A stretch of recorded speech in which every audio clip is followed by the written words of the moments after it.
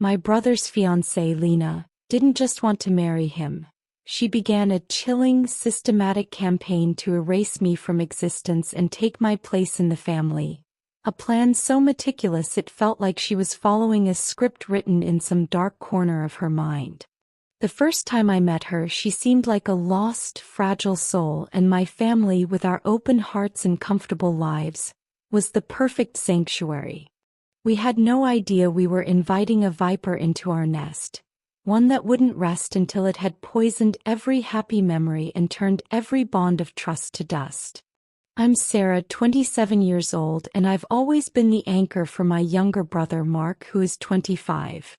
Our parents, though wonderful, were married to their high-powered careers, and in the quiet, sprawling emptiness of our big house, Mark and I became a unit. We shared secrets, defended each other from schoolyard bullies, and created a world where we were each other's first and most loyal call. So when Mark brought home Lena, a 24-year-old with wide, innocent eyes and a tragic history of being orphaned and passed through the foster system, my protective instincts flared. I saw how he looked at her, with a mix of adoration and a fierce desire to be her hero, to give her the stability she'd never known. My family, my mother, my father, and I, welcomed her with an almost desperate warmth. We wanted to be the happy ending to her sad story. The initial phase was deceptively smooth.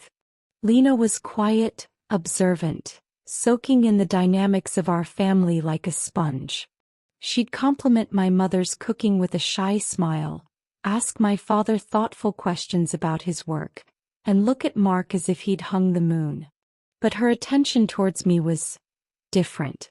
It was intense, analytical. She remembered everything I said. I mentioned I had a fondness for a specific, obscure brand of jasmine tea. The next week, she'd bought a whole tin and was brewing it, saying she'd developed a sudden taste for it. I wore a particular shade of emerald green to a family dinner. She showed up the following week in a nearly identical dress. When I laughed it off, saying, "Great minds think alike," she just gave me a slow, measured smile that didn't quite reach her eyes. The imitation escalated from flattering to unnerving. She started using my slang, the little nonsense words Mark and I had invented as children. She began telling my stories, anecdotes from my childhood with Mark, but she'd tell them as if she'd been there, inserting herself into the narrative with a casual, "That reminds me of the time Mark and I." I'd catch Mark's eye and he'd just shrug, a little bewildered but still charmed. "She just really admires you, Sarah," he'd say, trying to soothe my growing unease. "She wants to feel close to you. She never had a sister." But it felt nothing like sisterhood. It felt like being stalked.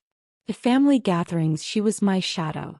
If I was talking to my mother, Lena would appear, linking her arm through mine with a grip that was just a little too tight, pulling me away to ask a trivial question. If I was laughing with Mark in the kitchen, she would materialize between us, her body a physical barrier, her voice a little too loud as she redirected the conversation to herself. The warmth in my family's home began to feel stifling, the air thick with her unspoken competition. My salvation was my life 5 hours away. I worked as a live-in nurse and companion for Rita, a formidable, brilliant 98-year-old woman. She wasn't a client. She was my mentor, my friend, my chosen family. Her mind was a razor-sharp library of a century's worth of wisdom and wit. She had seen through people's facades her entire life, and she saw through mine immediately. She'd taken me under her wing, funding my second degree in psychology, saying I had a good heart but a suspicious mind, a combination she valued. Her grand old house, filled with books and the scent of polish and history, was my fortress. It was a world Lena's tendrils couldn't reach. Or so I desperately believed. The engagement party was the moment the mask fully slipped. It was held at my parents' home, a lavish affair. Mark was glowing, pulling me aside into the quiet of the library. "I'm doing it tonight, Sarah," he whispered, his eyes shining. I'm going to propose in front of everyone. I wanted you to be the first to know." He hugged me tightly the way he had 1,000 times before, a hug of pure shared joy. Over his shoulder I saw Lena watching us from the doorway. Her face was a blank slate for a moment, and then it contorted into a rictus of such pure, undiluted hatred that I flinched. It was gone in an instant, replaced by her usual placid smile, but the image was burned into my mind. Later that evening, as Mark was about to get down on one knee, my phone rang. It was the emergency line from Rita's home security system. She had fallen. The automated message stated a hard impact event had been detected in the main hall. My blood turned to ice. I grabbed my bag, found Mark, and stammered the news. He understood immediately, his proposal forgotten in the face of my panic. As I rushed towards the door, Lena intercepted me. She grabbed my wrist, her fingers like cold steel. "Running away so soon, Sarah?" she murmured, her voice a venomous whisper. "Can't stand not being the center of attention for one single night? Or is your cash cow calling?" I wrenched my arm away, too stunned and worried to form a coherent response. I just stared at her, this stranger who had just revealed the fangs she'd been hiding for months. I drove the 5 hours in a terrified daze, my mind replaying that look of hatred on her face. Rita survived the fall, but it was the beginning of the end. She was badly bruised and shaken, her fierce independence shattered. She was confused, muttering about a shadow and a push from behind. The doctors dismissed it as the confusion of an elderly woman after a trauma. But a seed of doubt was planted in my mind. I moved back into her house full-time, my world shrinking to her sick room. My family visits ceased. My life was Rita. From a distance I heard the fallout. My mother, Eleanor, would call, her voice strained. Lena, now proudly wearing her engagement ring, had taken my absence as an opportunity. She was always at my parents' house, helping my mother, who was deeply uncomfortable with the forced intimacy. "She keeps trying to hug me, Sarah," my mother confessed, her voice small. "You know I can't stand that. And she says things like, 'Don't worry, I'll be the daughter who's actually here for you now.' It feels like a threat." My father, usually a pillar of calm rationality, was more direct.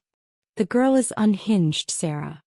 She compared the Father's Day gift she got me to the one you sent, saying hers was more thoughtful, because she bought it in person. Who does that?" Mark was caught in the middle, a man desperately trying to keep his sinking ship afloat. He made excuses for her. "She's insecure, Sarah. She feels like she's competing with a ghost of you. She's just trying too hard." But he sounded tired, the light in his voice dimmed. The final, unforgivable rupture happened 3 days after Rita passed away.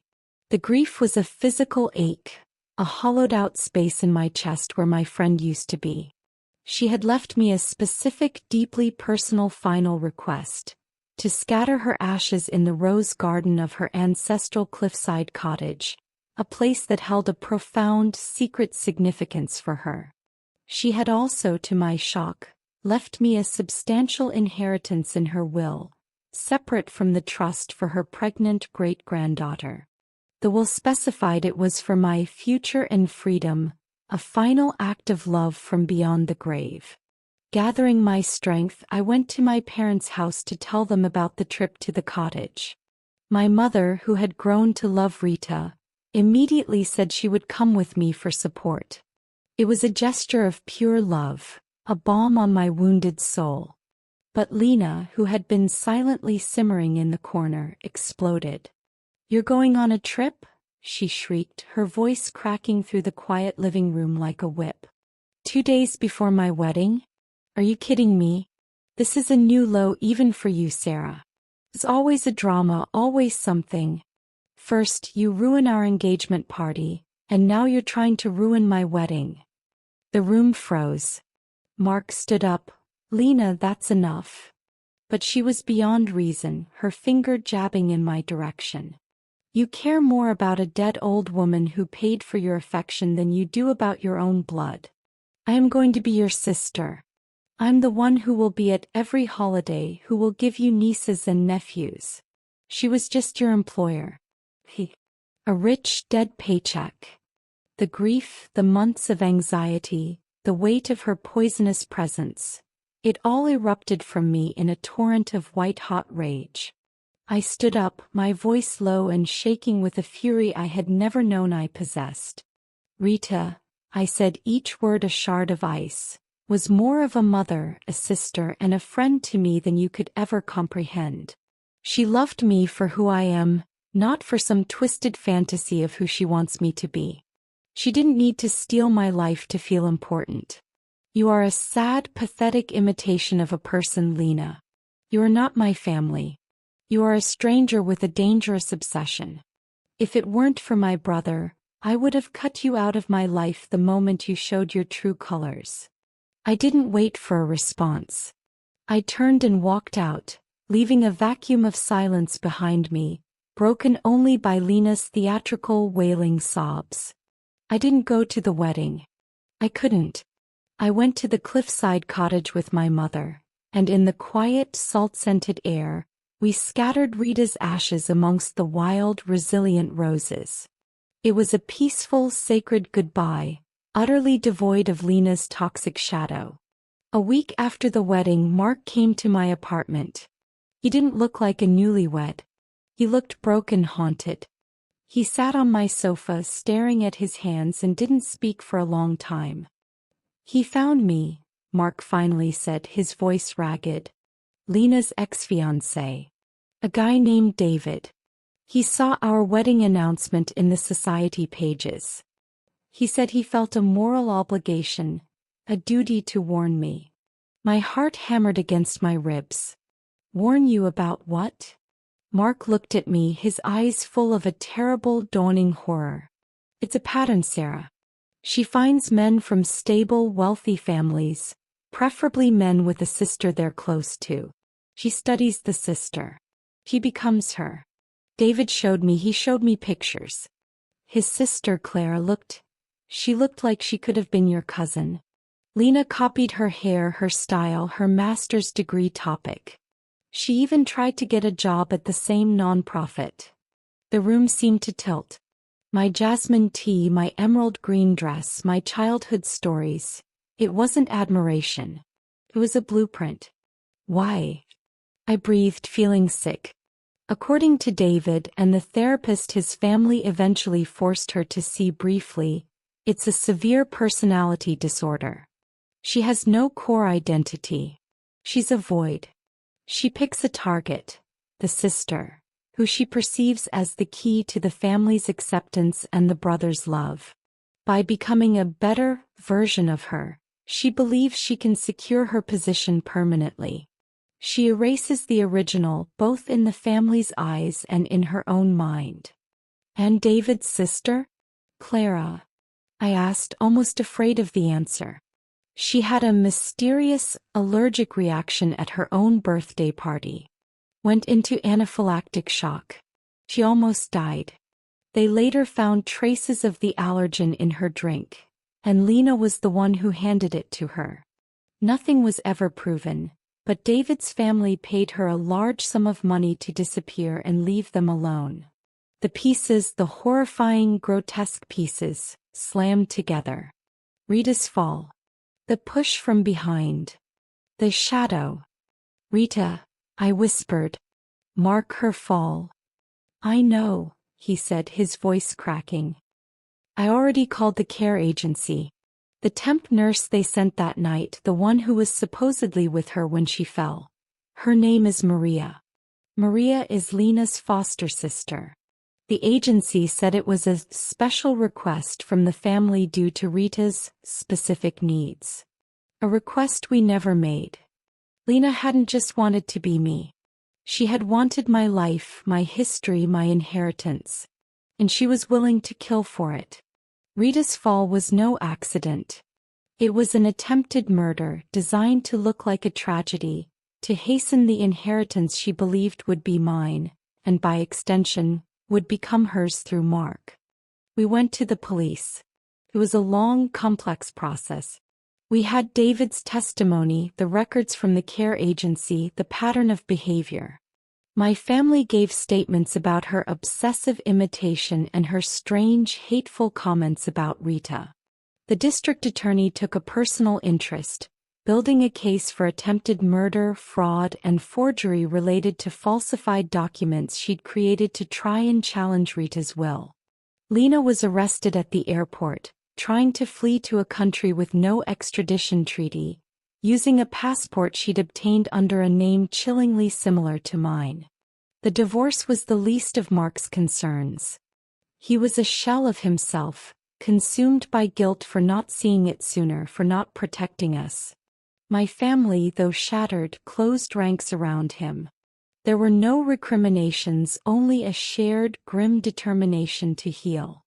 Months later, when the worst of the legal storm had passed, Mark and I drove back to Rita's cottage.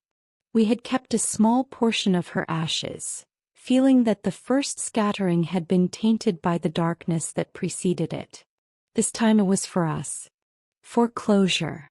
The air was clean and sharp. We stood in the rose garden, now blooming defiantly. I held the small ornate wooden box. As I went to open it, I noticed a tiny, almost invisible seam on the bottom. Curiosity getting the better of me, I pried it open. Inside the false bottom was a single folded piece of parchment. It was a letter from Rita in her familiar, elegant script. My dearest Sarah, if you are reading this, you have found my final secret. The man I loved, William, was not lost in the war as everyone believed. We ran away together to this cottage. He was my everything. But the world was not kind to us. His powerful family found us, took him away, and forced him into a marriage of convenience. They told him I had died in childbirth. I lived the rest of my life with this hidden heart. I see so much of my young self in you, your strength, your loyalty, your capacity for love. But I also see a caution I never had. Do not let the world harden you. Do not let the leanness of this world steal your light. The money I left you is not just a gift. It is a weapon. Use it to build a life so fiercely and authentically your own that no shadow can ever darken it. Live with a courage I never could. Be happy, my dear girl. For me and for William. All my love always. Rita. Tears streamed down my face as I handed the letter to Mark. He read it, his own eyes glistening. We didn't speak. We didn't need to. We scattered the last of Rita's ashes amongst the roses, the particles catching the light like dust from a star. We were burying more than her remains. We were burying the fear, the manipulation, and the ghost of Lena. We drove home as the sun dipped below the horizon, painting the sky in hues of orange and purple. The road ahead was long and the scars would remain, but we were finally free. We were no longer chasing shadows or living in fear of imitation. We were simply Sarah and Mark, brother and sister, stepping out of the long, dark tunnel and into the light, ready to write our own stories again on our own terms.